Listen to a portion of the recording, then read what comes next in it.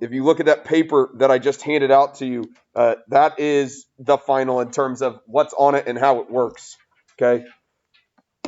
For the semester, okay, we're taking our first final in here that we've taken in a long time. So we want to make sure we know what we're doing. All right. You might not like finals. I think finals are extremely important, especially in math, to show what you know and to review the things you might have forgotten. So I think they're incredibly important, even if you don't like them. Tough, because you're going to do it anyways. Okay. Here's how this works. Your final is 20% of your grade. So if you want to know what you want to get this semester, so every year this happens. I have a student that comes in and says, I want to get a 93 in the class because that gets me an A. Okay. And then first quarter, they got a 91. And second quarter, right now, they're at a 90. Okay, if I want to know what I need on the final, I can calculate that. So in my calculator, I would take 93 minus the, here, let me clear that out, 93 minus the 90 I got first semester times 0.4. That was 40% of my grade. And then I'm going to subtract from that the 91% I got second quarter times 0.4 of my grade. I'm going to hit enter. I get 20.6. I'm going to divide that by 0.2 because my final is 20% of my grade. And it will tell me that on the final, in order for me to get an A, I need 103. Is that going to happen? No, because the final's out of 100. The most you can get is 100. And so what happens is a student will do that math calculation, and they will say, oh, I got an A minus both semesters. I should be able to get an A. No, that's not how finals work. Okay, when you took your final, or when you got your grade in this class, you worked really hard every single day, and every 2 to 3 weeks, we took a test over that stuff, and that's how much you know. Okay, whatever you had on those both quarters, that is how much math you knew. Okay, you knew 91% of the material. Good for you. That's what we want you to be. We want you to be higher, but that's where you're at. Okay, what you have to do then is a final is proving it. Cool, you earned a 91%. Prove that you got 91%.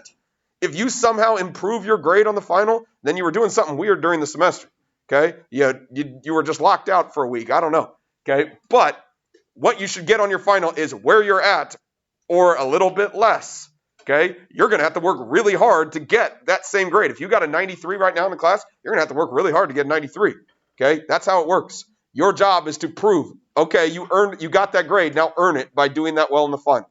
Everybody understand how a final works and how you calculate your grade?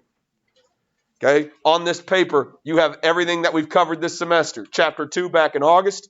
Chapter 3, linear and quadratics. Chapter 4, we split it into 2 parts, but it's polynomial and rationals. Chapter 5 was exponential and logarithmic functions. Chapter 6 was trig and graphing trig. And then chapter 7 is what we just did, which was solving trigonometric equations. Okay, so all of those things together make up what we are doing in this class. Okay, we're going to spend the next few days going fairly slow, not as slow as you would like me to, but as slow as we can to cover the entire course again in 3 days. Okay, and then we'll get 2 more days to kind of practice it all together and mixed up and see what we can do from there. But that is where we're headed here in the next few days. Everybody understand what we got? All right, so again, bell work's very important. Let's make sure we can remember what's going on. So it says determine the vertical and horizontal asymptotes of this rational function. How do I find vertical asymptotes? What do I need to do first with this thing? We need to factor it, okay? We need to factor top and bottom. So on top, I'm going to take out a 4. So I could still factor on top and make it 4 times x plus 3 and x minus 3. We factored the top. We're going to factor the bottom. So if I factored the bottom here, I would get x plus 7 and x minus 3. Everybody with me to that point? Great. Once we've done that, okay, once we've factored, then we can find vertical asymptotes. Show me with your fingers, where are you going to have a vertical asymptote? So some have -7, some have 3s. What is happening at x equals 3? There is a hole at x equals 3 because it's the same number on top and bottom. If you plugged in 3 on top and bottom, you would get 0 over 0. That's a hole. Okay, so the first thing you want to do is cancel out holes. Then, where do we look for vertical asymptotes? The denominator. We take whatever's left in the denominator, set it equal to 0 and solve. So I have a vertical asymptote at x is equal to -7. Questions are on vertical asymptotes. Then we get to horizontal asymptotes, which earlier today was scary. But horizontal asymptote at Show me with your fingers. Where are you going to have a horizontal asymptote? We're getting -3 a lot. I don't know where that's coming from. What do we look at to determine horizontal asymptotes?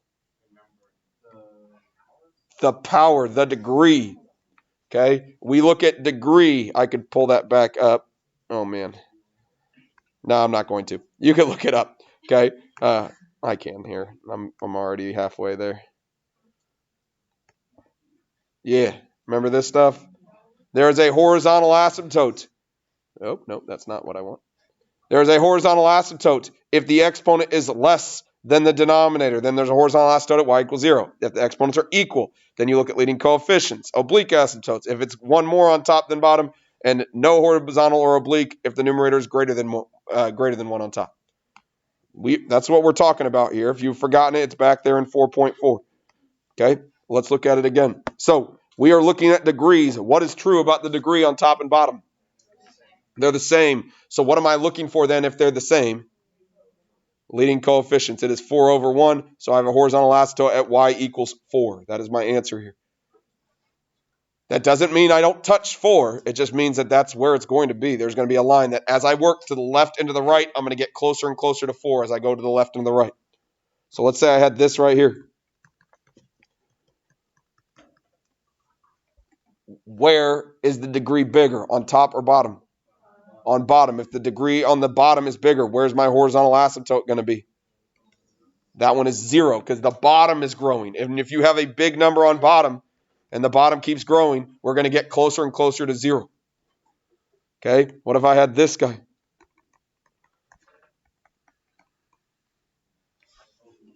This would be an oblique asymptote because my degree on top and bottom, the degree on top is 1 bigger than the bottom. So then you would have to do what in order to find it? Long division. Oh yeah, it's good times.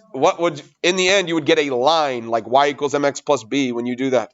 Okay, I got the chart up here on my board if you've forgotten that. That's not going to stay there, but yeah. And what about if I had this x to the 5th over x squared plus 2? What would that horizontal asymptote be? None. There would not be a horizontal or an oblique asymptote because the top is bigger than the bottom by more than 1. Everybody good there? And we'll keep reviewing it. That's not the last time we'll review it, but that's the last time for right this second. For this polynomial function, we are listing all the possible rational zeros. What do I do with an equation to find all the possible rational zeros? P's and Q's. Correct. P's and Q's. P's and Q's. Show me with your fingers. What is the P for this problem? Oh, look at everybody. Yeah, you can't see it at home, but everybody is holding up the number 8. Good job, everybody. It is the number 8. It's whatever number comes last. And then it's all the things that multiply together to get me 8. So 8, 4, 2, and 1. The Q is whatever number comes first. Why does that keep popping up? Q. What's my Q going to be then? 3. And all the numbers that multiply to get 3. So 3 and 1. It's the leading coefficient. Then we are going to make a list of P's over Q. So P over Q, it's going to be plus or minus all of the P's over all of the Q's. So it is 8. I'm sorry. Yeah, I'll go in order. 1 over 1, 2 over 1, 4 over 1, 8 over 1. Then I do all the Q's. It is 1 over 3, 2 over 3, 4 over 3, and 8 over 3. Out of every number in the entire world, okay, out of every number in the entire world, those are the only roots, or I'm sorry, those are the only things that could possibly be a 0. Or be a root. Everybody good to there, x-intercept. Now we're going to find all of the complex zeros. How do we find all the complex zeros? Synthetic division. 3, 1, -10, -8. We're doing synthetic division. What's a good number to plug in first? Let's start with the number 1. We take the 3. Remember, I'll go slow the first time. We take the 3, we drop it down. Then we multiply by whatever's in the box. So it's 1 times 3. We write it up and to the right. We get a 3. Now they're stacked, so I add. 1 plus 3 is 4. Now it's on bottom, so I'm going to multiply. 1 times 4 gets me 4. They're stacked, so I add. It's on bottom, so I multiply. They're stacked, so I add. Is this a 0? No. It tells me in ordered pair. It tells me that if you plug in 1, you would get negative 14. But that's not what we were trying to do here. It doesn't really help us. It would be fairly helpful, though, like if you wanted to plug in 1 or obviously a harder number. That's easier than just plugging it in sometimes. But, yeah, doesn't help us here. So, 1 didn't work. Then we go again. What's a good number to plug in next? Let's plug in negative 1. So if I plug in negative 1, I'm going to drop down that 3. I'm going to multiply. I'm going to add. I'm going to multiply. I'm going to add. I'm going to multiply. I'm going to add. I get 0. Is that what I wanted here? Yeah, I get 0. That means it's a root. So I'm going to have, how many roots am I going to have on this problem? 3, because it was x cubed. I have 1 root at x is equal to negative 1. It is my job to find the other ones. Okay, so x is equal to negative 1 is a root. What does this 3, negative 2, negative 8 represent? Take away an exponent, so it's now 3x squared minus 2x minus 8. Then you got to factor. Factor and solve it the rest of the way. Go. Here we go. We take the 3, we borrow it. However you want to factor, you factor your way, but this is how I factor. I get 24. Then I'm going to factor 2 numbers that multiply to get me 24 and add to get me 2 would be x minus 6 and x plus 4. Then I got to pay back whatever I borrowed, so I borrowed the 3. So then I divide by 3. So my answer is going to be x is equal to, this is positive 2, and that's going to be a negative 4/3. Were all 3 of those answers in our P's and Q's list up above? Yeah, as they should. Questions there? All right. Today we are going through chapters 1 and 2. So these are things we learned back in August-ish. Okay, right around August. So there's a lot of things that have been a while since we've done it. If you remember chapter 1, it was all about functions. And most specifically, we graphed them. Now that we just reviewed all those graphs, you've got a piecewise function. Go ahead and graph that piecewise function. Go. All right, here we go. If I want to graph this thing, remember if it's a piecewise function, we're starting off with the break line. So I'm drawing a break line at negative 5, negative 1, 1, and 7. Remember those lines aren't really there, but it might help you as you graph them. Remember your graph's going to stay in between those lines. So the first graph that I have here, in between negative 5 and 1, is that guy right there. Show me with your arms. What does it look like? It is a parabola, but it is flipped. Which way is that plus 3 going to take me? Left 3. And the plus 4 is going to take me up 4. So left 3, up 4. There's my starting dot. It is a parabola. So what's my pattern going to be? 1, 3, 5. So down 1 over 1 and then down 3 over 1. There is my parabola. Okay. Technically, it is closed circles on both because it was equal to negative 5 and negative 1. Next shape, x squared minus 1. So obviously it's a parabola again. This time I'm graphing it between negative 1 and 1. So it is a parabola. It's just been shifted down 1. And I'm up 1 over 1, up 1 over 1. So I'm going to go right there, parabola, parabola. Technically, it would be an open circle at negative 1, but it was already closed, so I'm just going to make it closed. And then x is less than or equal to 1, so it's closed circle there. Last one. Okay, I got this shape right there. What's that shape going to be? It's a V. Which way is it going? Down. Okay, the minus 4 takes me right 4. The plus 3 takes me up 3. Then I'm making a V shape. Down 1, over 1, down 1, over 1, down 1, over 1. Technically, it'd be an open circle, but it's closed, so we'll make it closed. V, V. That is my shape.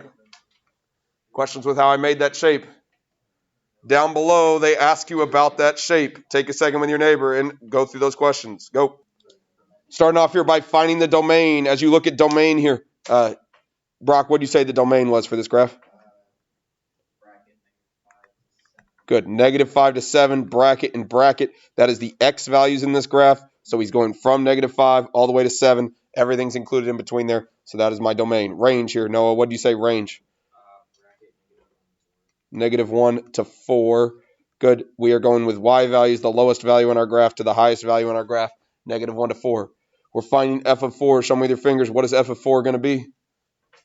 F of 4, we are going on our graph to where x is 4. Find the y value. It's 3. Where is f of x positive? Show me with your fingers. How many intervals are you going to have where f of x is positive? There are 2. I've had 0 right answers on this so far today. Let's see if we can break that streak. Someone confident in your f of x is positive. Brady, what'd you say? I had parentheses, -5, -1, parentheses, Oh, hang on, I lied. This is the one we've been fine on. Keep going. -5 to -1. And then where else? parentheses 1, 7. 1 to 7. Good. What were you looking for on this graph if I was positive?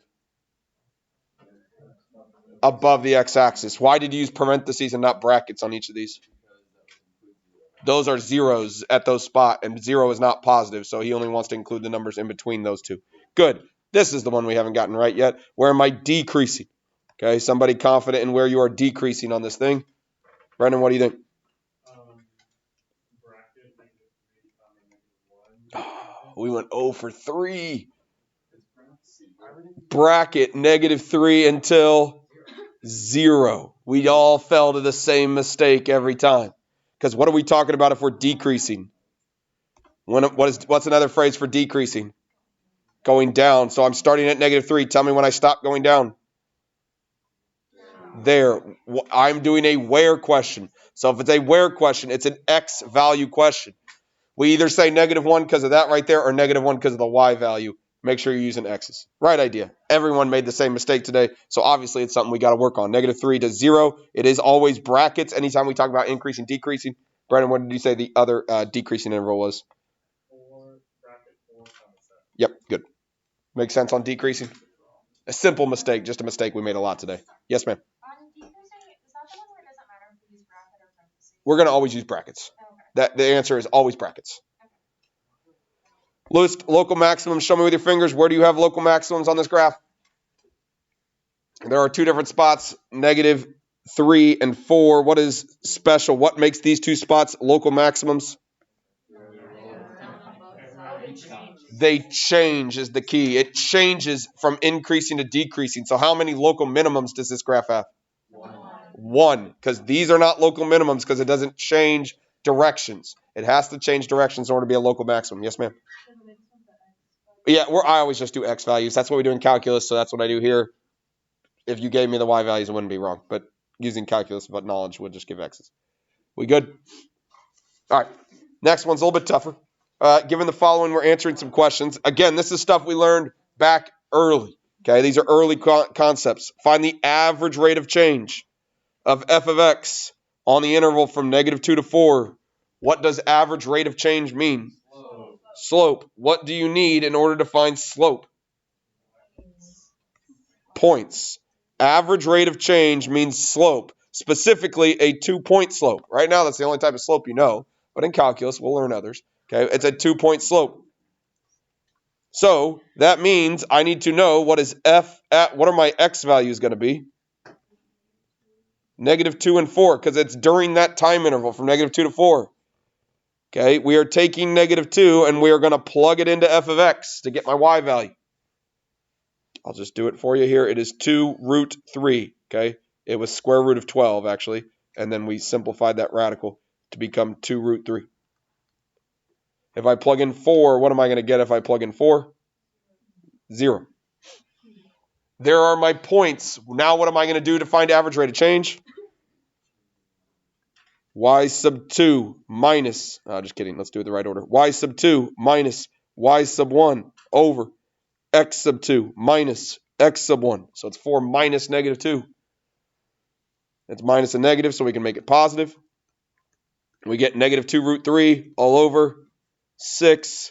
I could reduce and get negative root 3 all over 3. Average rate of change means slope. Questions on 7. On number 8, let's state the domain of f of x. This one's a little more challenging than you'd like it to be. Okay, domain of f of x. There's lots of different domains. Okay, and eventually I'd like you to know what this graph looks like. Okay, you don't know yet, but we will. If I'm stating the domain of f of x, we know tangents, we know sine graphs, everything has a little bit different. But when we learned this at the time, there were 2 questions we asked. Is it a fraction? No. Is it a root? Yeah, it's a square root. So what has to be true if we're dealing with a square root?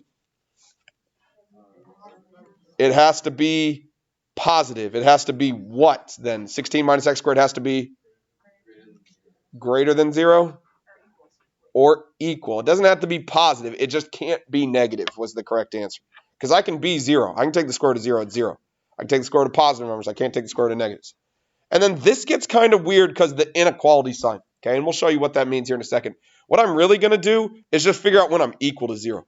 Okay, and then I'll solve it from there. But I'm going to just figure out when I'm equal to 0 and then decide what the right answer is. So when is this thing going to be equal to 0? 16 equals x squared. So x is going to be equal to plus or minus 4. I want to know when that is just greater than 0. Okay, I want to know when I'm greater than 0. Plus and minus 4 is when I am 0. I want to know when I'm greater than 0. To figure out when I'm greater than 0, we made a sign chart.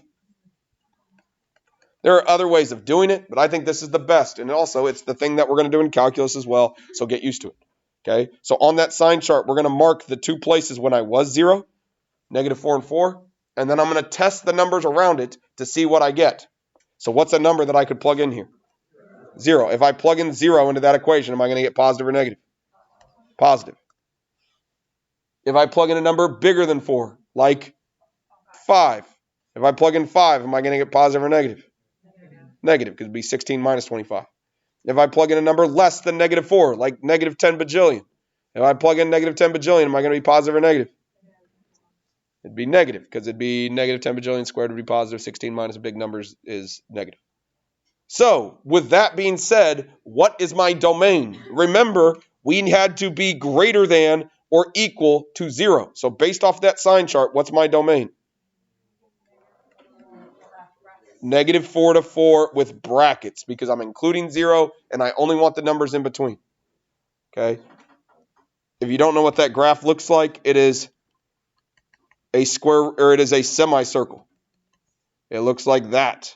So what was the domain? It was from negative 4 to 4. It was just a semicircle graph with a radius of 4. All right, let's find g of x plus h. G of x plus h, there's something inside the parentheses, and it's not just x. So what am I going to do with g of x if I'm trying to find g of x plus h? I'm changing what x is to x plus h. I am substituting in. So my problem is going to look like this. G of x plus h is going to be equal to 2x plus h squared plus 3x plus h. There's my setup. What do I need to do next? Simplify. How do I simplify? What's my next step on simplifying here? Somebody's trying to say it.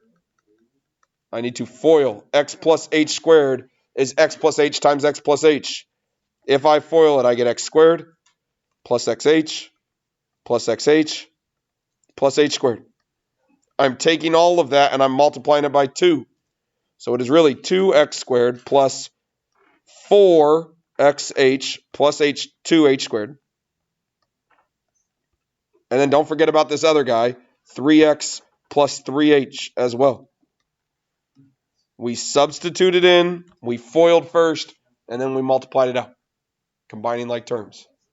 We learned that like the second day of school. It's like the second day of school lesson there. Questions on that one? I got to go quick. We're running out of time. Let's go backside. Number 10. Graph this thing and then determine domain and range. What shape is that thing going to be? Parabola. How would I graph a parabola when it's in that form? We could find zeros. That would be a thing we could do. I wouldn't suggest that, but you could. We could complete the square. Remember completing the square? I'm not going to complete the square right now. What's the other thing we could do? How do I find the vertex? X is going to be equal to negative b over 2a. That's the easiest way, especially in a short period right now. That's what we're going to do. So negative b over 2a. So it'd be negative 2 over 2 times 1. I get negative 1 as my x value. How would I find what my y value is? Plug it in. When you plug in your y value, you get negative 9. Cool. So that's going to be my vertex. Negative 1, negative 9. What is my pattern here for parabola? 1, 3, 5. So I'm up 1 over 1, up 3 over 1, up 5 over 1. 1, 2, 3, 4, 5 over 1, up 5 over 1. Parabola.